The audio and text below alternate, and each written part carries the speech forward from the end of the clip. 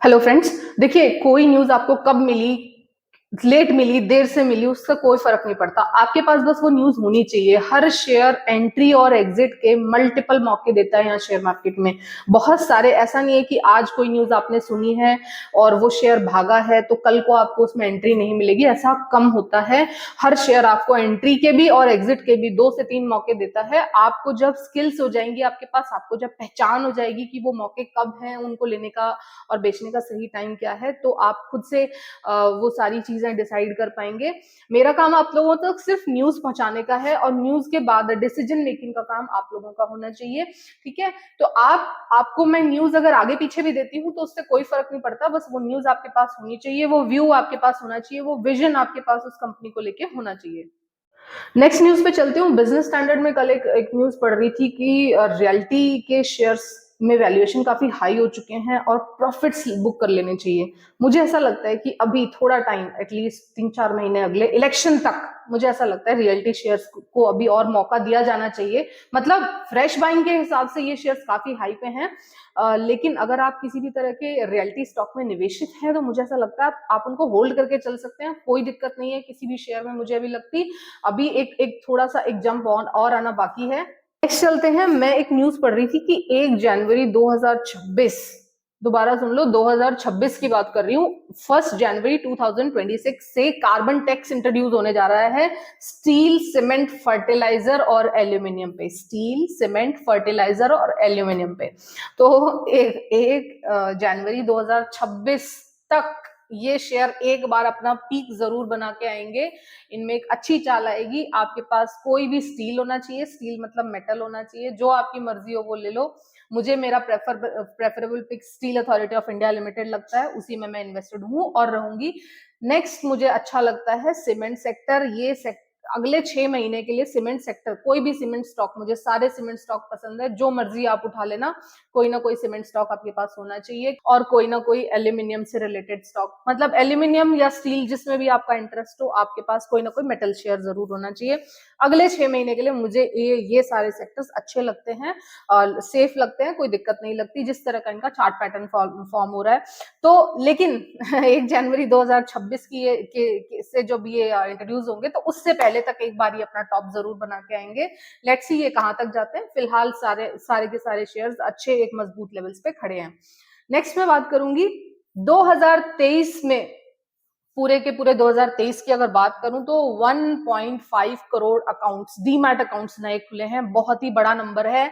अब तक हिस्ट्री में इतने ज्यादा अकाउंट किसी साल में नहीं खुले। तो आप देख रहे हो कि किस तरह से लोगों में शेयर मार्केट में काम करने का क्रेज बढ़ता जा रहा है, किस तरह से लोगों में शेयर मार्केट की तरफ रुझान इंडिया में आ रहा है। अच्छा है, कंपनीज को पैसा मिलेगा, कंपनीज में R&D होगी, कंपनीज काम करेंगी, अच्छी कंपनी।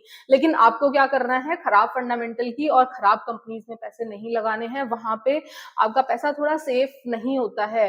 वो पैसा आपका जल्दी तो ग्रोथ कर सकता है, लेकिन हम क्योंकि मिडिल क्लास लोग हैं सारे, तो हमें जरूरत है अपने पैसे को सेफ भी रखने की। मतलब हमारे पास वो ऑप्शन नहीं है। मतलब 100 रुपए चाहे 200 रुपए ना बने, लेकिन एटलीस्ट 50 रुपए भी नहीं बनने चाहिए अपने पास। अपने को ऐसे स्टॉक्स में निवेश करके चलना है जहां पे अपने 100 रुपए 120 या 130 रुपए बन जाए, आप खुश हो जाना। अच्छे स्टॉक्स में, अच्छी फंडामेंटल्स वाली कंपनी में निवेश करना है। तो 2023 में ये जो 1.5 करोड़ नए लोग इंडियन शेयर मार्केट में आए हैं, पॉसिबली ये ज्यादा से ज्यादा सारे इंडियन मिडिल क्लास को बिलोंग करते हैं। और मैं उम्मीद करती हूँ कि ये लोग आते ही मल्टी बैगर स्टॉक्स में को खोजने की कोशिश ना करें और आते ही पेनी स्टॉक्स में पैसा ना लगाएं, क्योंकि पेनी स्टॉक्स जितने तेजी से रिटर्न्स देते हैं ना, उतने ही तेजी से वो आपसे रिटर्न्स ले भी जाएंगे। अगर ये एक दिन में 10% की बढ़त आपको देंगे ना, तो ये अगले ही दिन 10% आपको गिर के भी दिखा देगा, है ना। वहां पे वो कंसिस्टेंसी मेंटेन नहीं करेगा। लेकिन अगर आप बड़े स्टॉक्स में, निफ्टी 50 के अच्छे स्टॉक्स में, अच्छी स्ट्रॉन्ग फंडामेंटल वाली कंपनीज में निवेश करेंगे, तो वो आपको एक स्लो एंड स्टडी रिटर्न देगा। और नए आने वाले लोगों को थोड़ा सा अच्छी स्लो स्टेडी रिटर्न्स पे ही थोड़ा खुश रहना चाहिए। नेक्स्ट चलते हैं। गोल्डमैन सैक की एक रिपोर्ट है जिसके अकॉर्डिंग वो कहते हैं कि इंडिया 2024 जो टारगेट है वो 21,800 से रिवाइज करके 23,500 कर दिया है। और आप देख लेना, मतलब with in 2-3 months before election मुझे लगता है कि जो ये गोल्डमैन सैक्स की ये रिपोर्ट तो है पूरा 2024 के लिए, मतलब कि दिसंबर तक के टारगेट्स हैं, बट मुझे ऐसा लगता है जिस तरह की निफ्टी में इस वक्त फ्रेंजी है, लोगों में शेयर्स खरीदने का पागलपन है, उसको देखते हुए मुझे लगता है कि ये वाले टारगेट्स हमें बहुत जल्दी हो सकता है, पॉसिबली बिफोर इलेक्शन भी देखने को मिल जाए। इसी के साथ नेक्स्ट हम चलेंगे अपनी नेक्स्ट न्यूज पे, और वो ये कि एफआईआईज, आजकल मार्केट में जो पैसा नया आ रहा है ना, वो एफआईआईज की तरफ से बहुत बड़ा पैसा आ रहा है। अभी एक न्यूज में लास्ट पढ़ रही थी, उसमें ये था कि एफआईआई से बहुत बड़ा पैसा 2023 में इंडिया में आया भी है, और 2024 में भी बहुत बड़ा पैसा एफआईआईज की तरफ से इंडिया में आएगा निवेश के लिए। एफआईआईज कौन है? जैसे अपने यहाँ के म्यूचुअल फंड्स है ना, जैसे अपने यहाँ के डोमेस्टिक म्यूचुअल फंड्स हैं, उसी तरह से एफआईआईज विदेशों के म्यूचुअल फंड्स हैं जो इंडिया में आके पैसा लगाते हैं। और इस वक्त जिस तरह के जियोपॉलिटिकल टेंशंस बाहर चल रहे हैं, जिस तरह से डॉलर फ्लक्चुएशन होता है, जिस तरह से क्रूड ऊपर नीचे गिरता है, जिस तरह से इजराइल में टेंशन है, और अभी तो मैं सुन रही थी कि ताइवान में इलेक्शन होने वाले हैं, और ताइवान में इलेक्शन के साथ साथ ही चाइना की तरफ से किसी तरह के हमले के संकेत भी आने लगे हैं। मतलब ताइवानीज जो सी वाटर है वहां उस जगहों पे चाइना के कुछ बलून्स देखे गए हैं जो कि वहां पे पेट्रोलिंग कर रहे हैं और किसी तरह के शायद आक्रमण की तैयारी कर रहे हैं। आई डोंट थिंक कि इस तरह का कुछ होने वाला है, होना नहीं चाहिए, बट इन केस आप लोगों को रेडी रहना चाहिए। जियोपॉलिटिकल टेंशंस है, कभी भी एस्केलेट कर सकती हैं और कभी भी किसी भी तरह का मार्केट में न्यूज आ सकती है।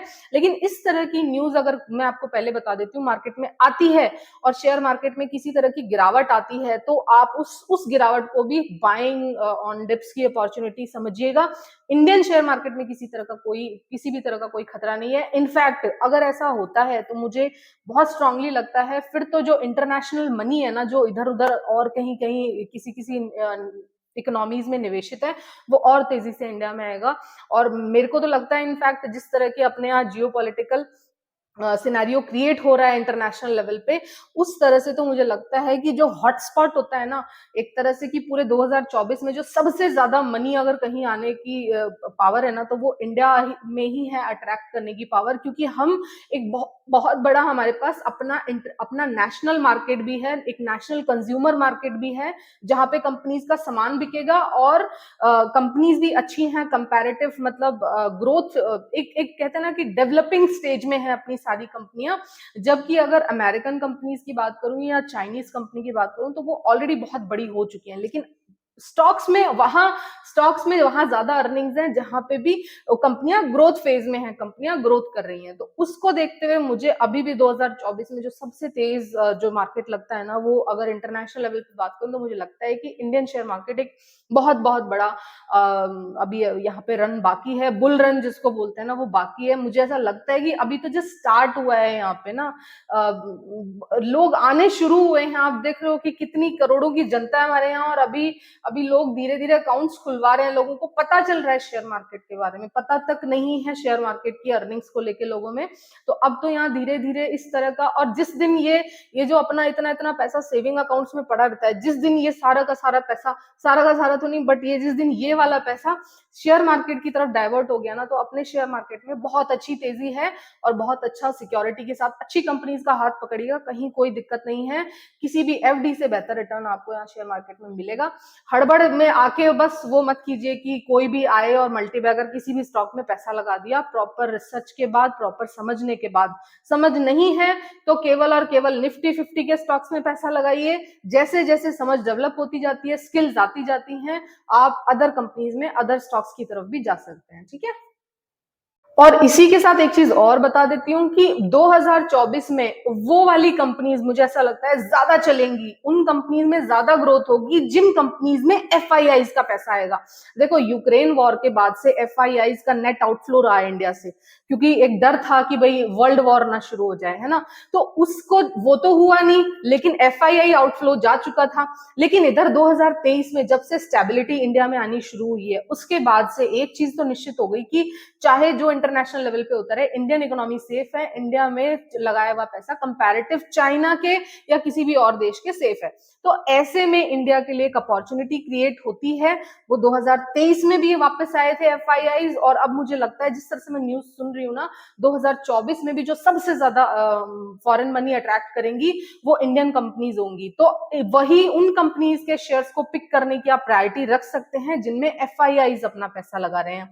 आप अपनी रिसर्च में एक और चीज इंक्लूड कर सकते हैं, जिन जिन कंपनीज में एफआईआईज का पैसा लग रहा है ना, उन कंपनीज को आप भी अपने पोर्टफोलियो में शामिल करो। उन कंपनीज में तेजी आने के चांसेस हैं।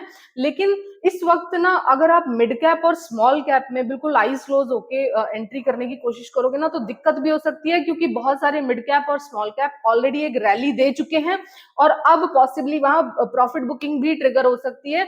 तो कोशिश कीजिए कि पैसा वहां लगाएं जो कंपनी सेफ हो और जहां पे आगे अच्छे ग्रोथ प्रोस्पेक्टस बन रहे हैं।